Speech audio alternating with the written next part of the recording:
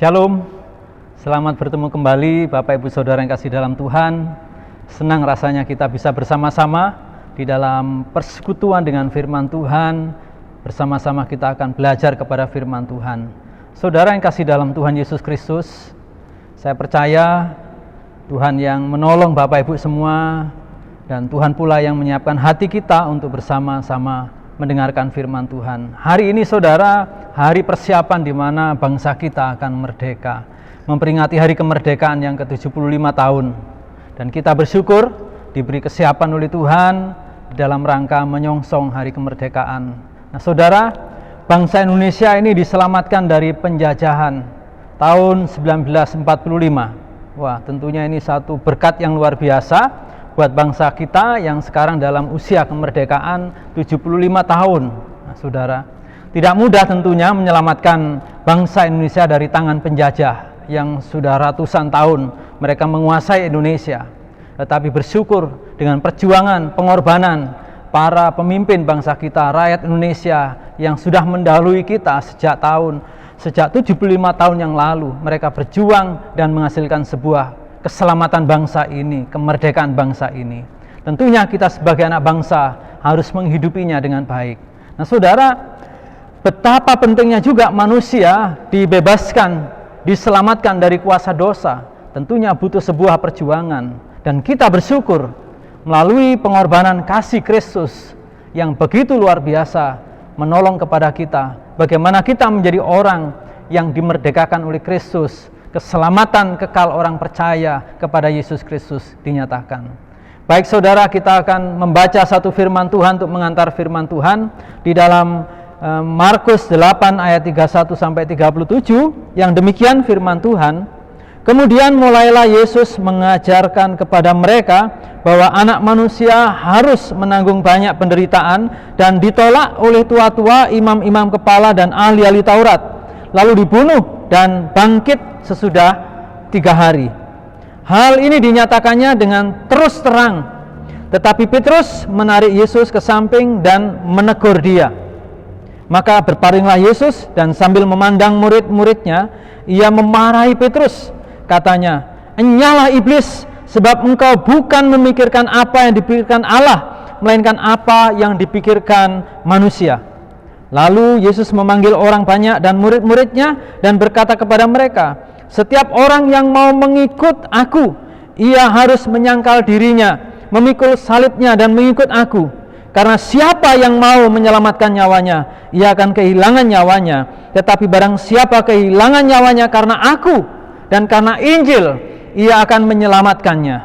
Apa gunanya seorang memperoleh seluruh dunia, tetapi ia kehilangan nyawanya? Sebab barang siapa malu karena aku dan karena perkataanku di tengah-tengah angkatan yang tidak setia dan berdosa ini, anak manusia pun akan malu karena orang itu apabila ia datang kelak dalam kemuliaan Bapanya diiringi malaikat-malaikat kudus." Saudara yang kasih dalam Tuhan, dalam kesempatan ini saya mengambil satu tema, keselamatan kekal orang yang percaya kepada Yesus. Keselamatan kekal orang percaya Yesus. Mari kita akan berdoa. Roh Kudus, kami mohon pertolongan-Mu supaya kuasa firman-Mu bekerja di tengah-tengah kami dan memberi kami kekuatan dan sukacita untuk mendengar firman-Mu. Marilah Roh Kudus berkarya dan memberkati setiap anak-anak-Mu, hamba-hamba-Mu, jemaat-Mu, sesama kami yang sedang mendengarkan firman-Mu dimanapun mereka berada. Kami mohon Roh Allah bekerja, kami mohon kuasa Tuhan bekerja dan menyingkirkan segala kuasa kegelapan yang berusaha mengambil alih, membelokkan pengajaran dan pendengaran akan firman-Mu. Di dalam nama Tuhan Yesus Kristus, hamba berdoa. Amin. Saudara yang kasih dalam Tuhan, kita bersyukur diberi anugerah Allah yang luar biasa, mengalami kasih karunia Allah 2000 tahun yang lalu. Tuhan Yesus Kristus membayar harga keselamatan kita, memerdekakan kita dari kuasa dosa, dari kuasa kegelapan. Dengan harapan manusia mengalami kemerdekaan, kemenangan di dalam Tuhan. Pertanyaannya saudara, bagaimana Tuhan Yesus membayar harga keselamatan kekal Bapak, Ibu, dan saya, kita semua? Bagaimana Tuhan Yesus membayar harga? supaya Bapak, Ibu, dan saya diselamatkan di dalamnya. Nah, kita akan belajar dari nas yang kita baca tadi. Ada 3 hal yang saya ingin bagikan saudara, bahwa Tuhan Yesus Kristus berkorban untuk dosa Anda. Di dalam ayat 31 dikatakan bagaimana Tuhan Yesus berkorban untuk dosa Anda. Mari kita perhatikan sejenak bagian ini. Kemudian mulailah Yesus mengajarkan kepada mereka bahwa anak manusia harus menanggung banyak penderitaan dan ditolak oleh tua-tua, imam-imam kepala dan ahli-ahli Taurat, lalu dibunuh dan bangkit sesudah 3 hari. Nah saudara, apa yang membuat manusia terputus hubungan dengan Allah? Rusak hubungan dengan sesama. Ada satu kata Bapak Ibu yang menyebabkan semuanya itu, yaitu dosa. Dosa manusia. Ini adalah masalah yang serius, yang manusia dicengkeram, dibelenggu, diperbudak oleh dosa. Dan manusia butuh pembebasan, manusia butuh penyelamatan, manusia butuh dimerdekakan dari ini, dari dosa ini. Yesus mengajarkan kepada murid-muridnya bahwa dia mau membayar harga untuk menyelamatkan umatnya, manusia, dari dosa. Tuhan Yesus membayar harga untuk membebaskan, memberi kemerdekaan kepada umat manusia. Itu sebabnya ia mengatakan di dalam firman-Nya ini bahwa anak manusia harus menanggung banyak penderitaan dan ditolak oleh tua-tua, imam-imam kepala dan ahli-ahli Taurat, lalu dibunuh. Perhatikan saudara, lalu ia dibunuh dan bangkit sesudah 3 hari. Nah saudara, mengapa Yesus harus menjalani hidup sengsara, menderita yang demikian hebat? Ya karena dia berkorban. Untuk apa? Untuk menanggung dosa umat manusia, dosa saya, dosa Bapak Ibu Saudara sekalian. Yesus Kristus mati di kayu salib, pengajarannya itu, dan dia benar-benar genapi nubuatan pengajaran yang dia sampaikan. Dia digenapi. Tidak lama setelah hal itu diajarkannya. Gak butuh puluhan tahun, 3 tahunan dia firman itu digenapi di dalam dirinya. Nah oleh sebab itu saudara, Yesus berjuang begitu keras untuk memerdekakan manusia dari dosa, manusia dari penjajahan dosa, manusia dari tipu muslihat iblis, manusia di luar Kristus masih dibelenggu oleh dosanya. Itu sebuah kebenaran yang dinyatakan dalam firman Tuhan. Karena tidak hanya Yesus mengajarkan firman ini, tetapi Yesus melakukan pengajaran firman itu sebagaimana dijelaskan di dalam Markus pasal 15. Pagi-pagi benar imam-imam kepala bersama tua-tua dan ahli-ahli Taurat dan seluruh mahkamah agama sudah buat mupakatnya. Mereka membelenggu Yesus, lalu membawanya dan menyerahkannya kepada Pilatus. Untuk apa? Untuk disalibkan. Untuk apa? Dibunuh. Nah saudara, di dalam ayat 20b, kemudian Yesus dibawa keluar untuk disalibkan. Jadi ini pengajaran Yesus yang digenapi di dalam diri Tuhan Yesus Kristus sendiri. Wow, saudara, ini satu berkat yang luar biasa. Ini adalah spirit nyawanya iman orang Kristen di sini, Bapak Ibu. Pengorbanan Yesus adalah untuk memerdekakan manusia dari dosanya. Jadi kalau Bapak Ibu percaya kepada Yesus Kristus, saudara akan dibebaskan dari belenggu dosa. Anda akan diberi kemerdekaan yang sejati, yang kekal di dalam Yesus Kristus. Mau nggak Bapak Ibu mengalami kemerdekaan yang kekal, kemerdekaan yang sejati melalui pengorbanan Yesus Kristus? Jadi saudara, betapa kasihnya Tuhan dinyatakan. Kalau Tuhan itu maha kasih, maha baik, itu dibuktikan dengan apa? Dia menjelma menjadi manusia dan mati menanggung dosa umat manusia. Dia bangkit karena dia Allah. Dia membenarkan orang yang percaya kepadanya.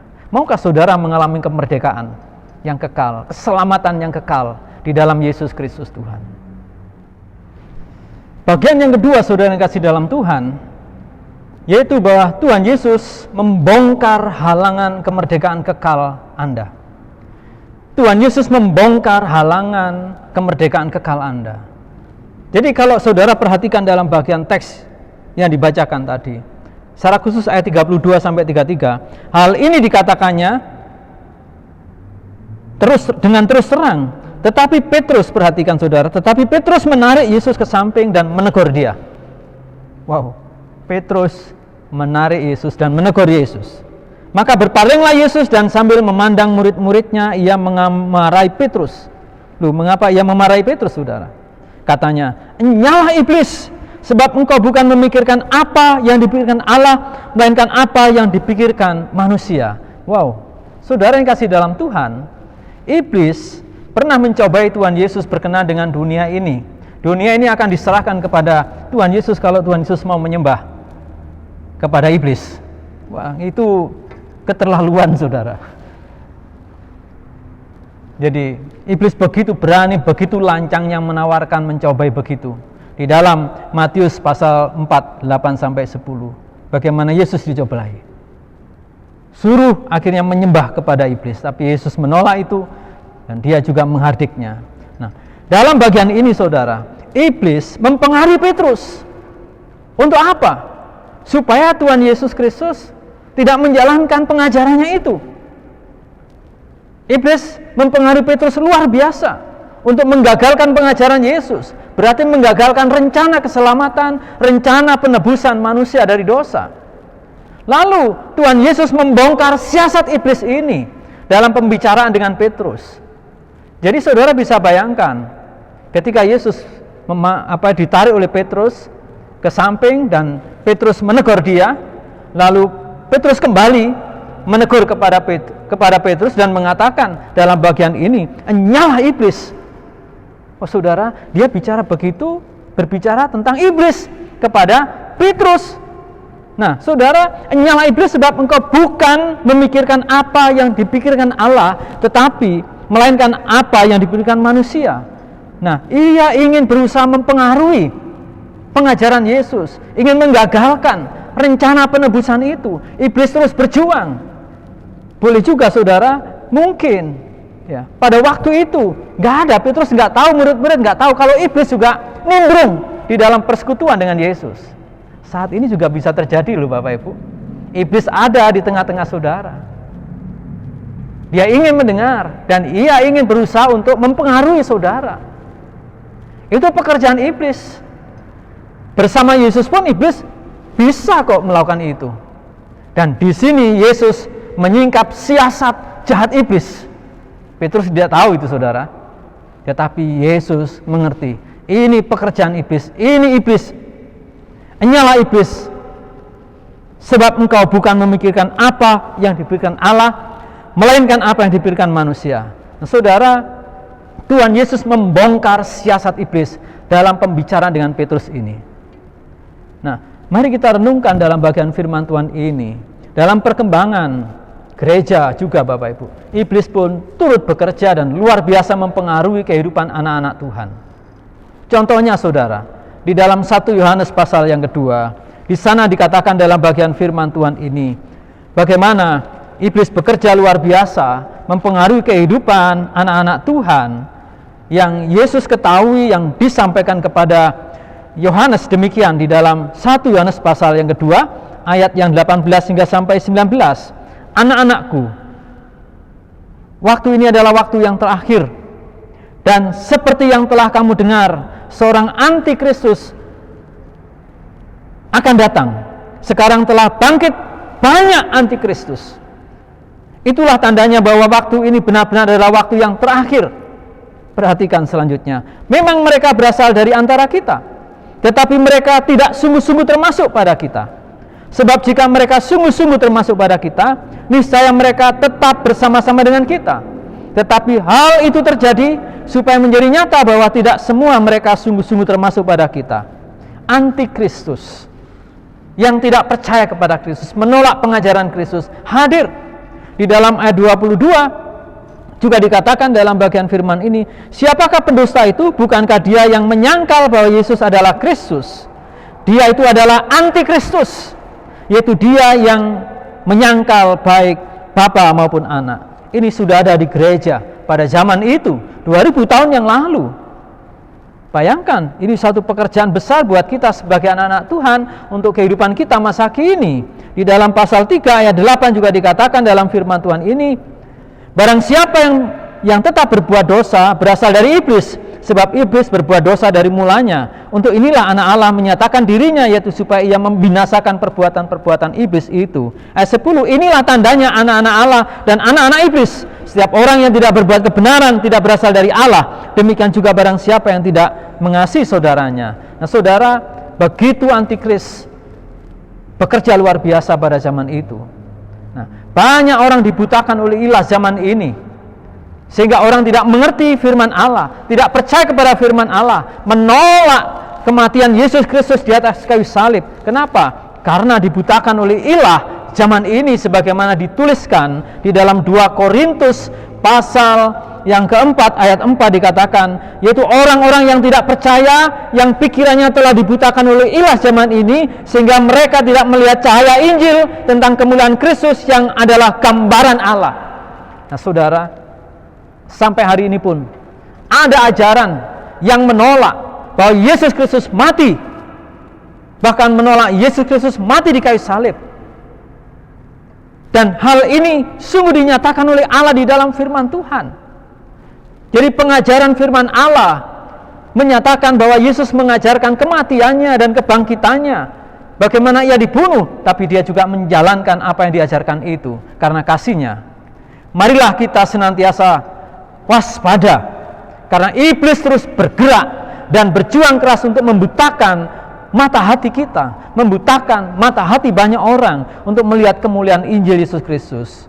Iblis juga menghalangi Anda untuk punya hati mengasihi Tuhan, untuk punya hati menjangkau jiwa, mengasihi sesama. Iblis juga menghalangi kita saat kita mendengar firman Tuhan ini, untuk kita tidak mengerti firman, untuk kita ragu, untuk kita nggak mau percaya kepada firman Allah. Iblis berusaha keras sampai detik ini dan hari ini, dan di sini dia masih bekerja luar biasa.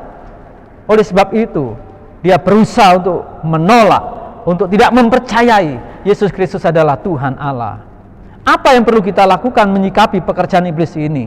Dalam 1 Petrus 5 ayat 9 dikatakan, lawanlah iblis dengan iman yang teguh. Mari kita berjuang membangun iman kita, supaya kita bisa melawan pekerjaan iblis ini dan kita menjadi orang yang peka kepada Allah. Renungkanlah terhadap firman ini. Ya, bagian yang ketiga, saudara yang kasih dalam Tuhan, Tuhan Yesus menjamin keselamatan nyawa saudara. Tuhan Yesus menjamin keselamatan nyawa saudara. Apa yang diperlukan orang yang beriman beragama? Keselamatan, itulah intinya. Keselamatan nyawa kita nanti setelah kita mati, di mana letaknya? Inilah Yesus Kristus menyingkapkan bagaimana keselamatan kekal orang percaya. Di samping Yesus berkorban untuk keselamatan kita, Yesus Kristus menyingkapkan siasat pekerjaan iblis menghalangi penyelamatan itu. Dan yang ketiga ini kita belajar bagaimana Tuhan Yesus Kristus menjamin keselamatan nyawa orang yang percaya, nyawa saudara.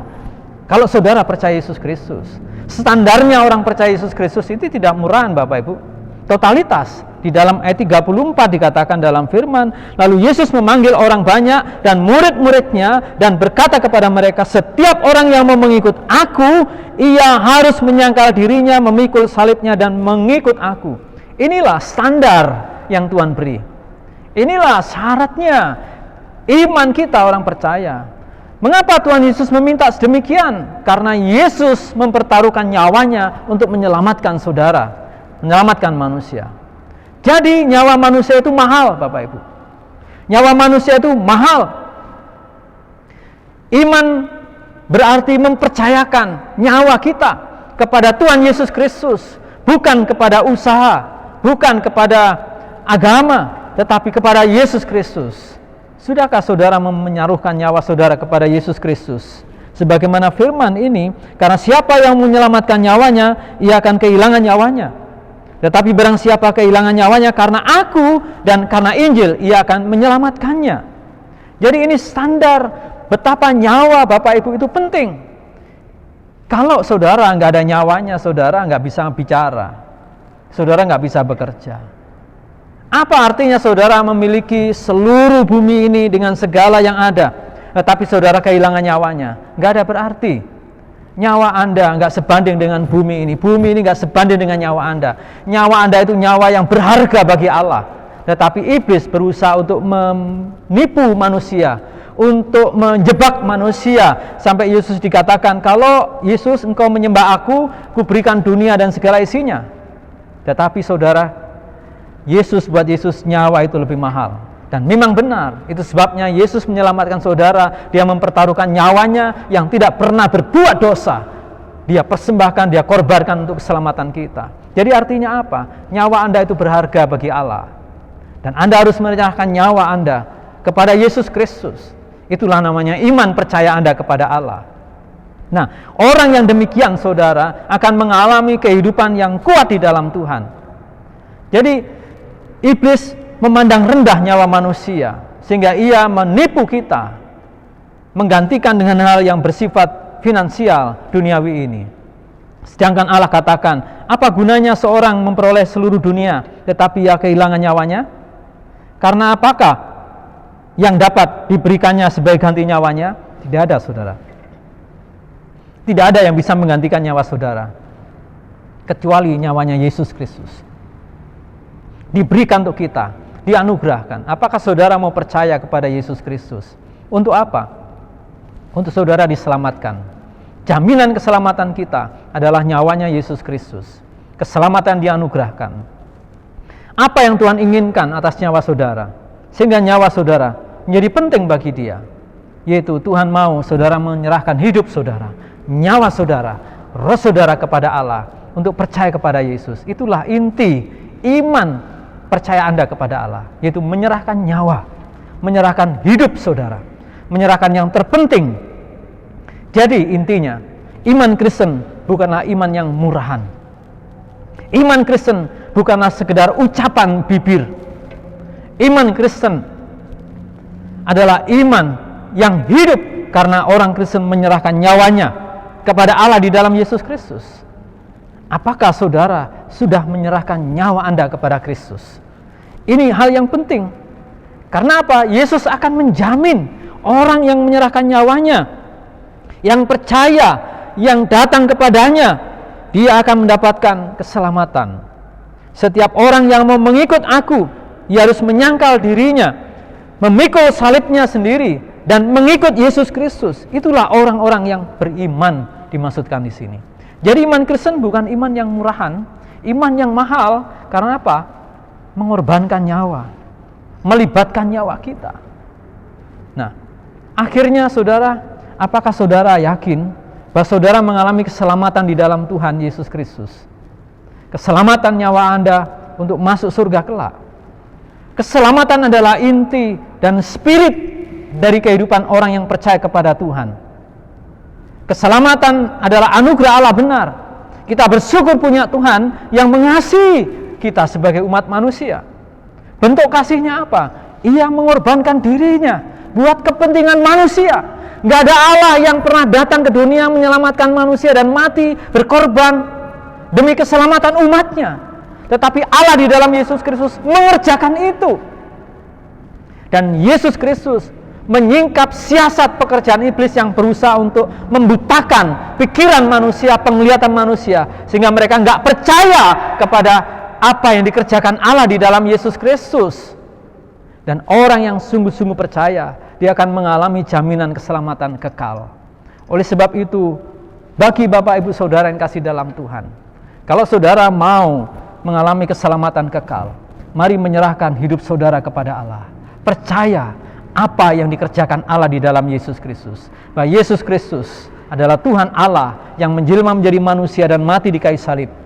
Demi menebus dosa manusia, menanggung dosa kita. Ia mati dan dibangkitkan, dan suatu saat dia kelak akan datang kembali untuk menghargai, untuk memberi hadiah kepada Anda yang percaya dan menghukum orang-orang yang tidak percaya. Maukah saudara mengalami keselamatan dalam Tuhan?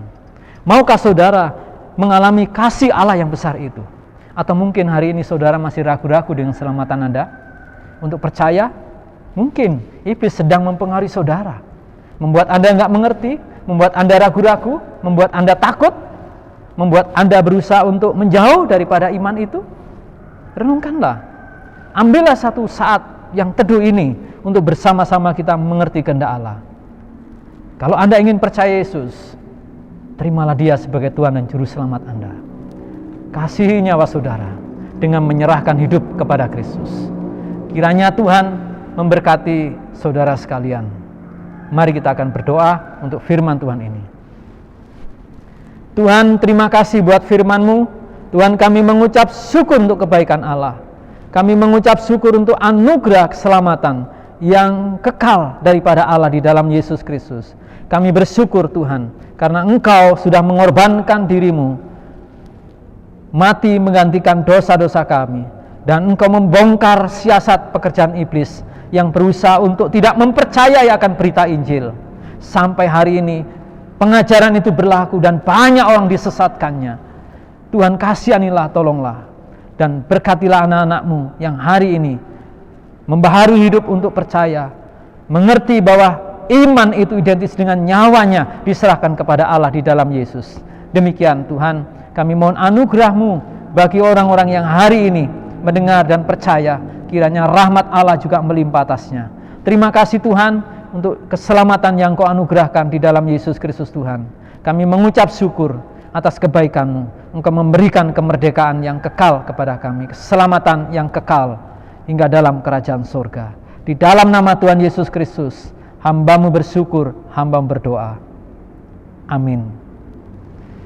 Kiranya Tuhan Yesus memberkati Bapak Ibu Saudara sekalian. Amin.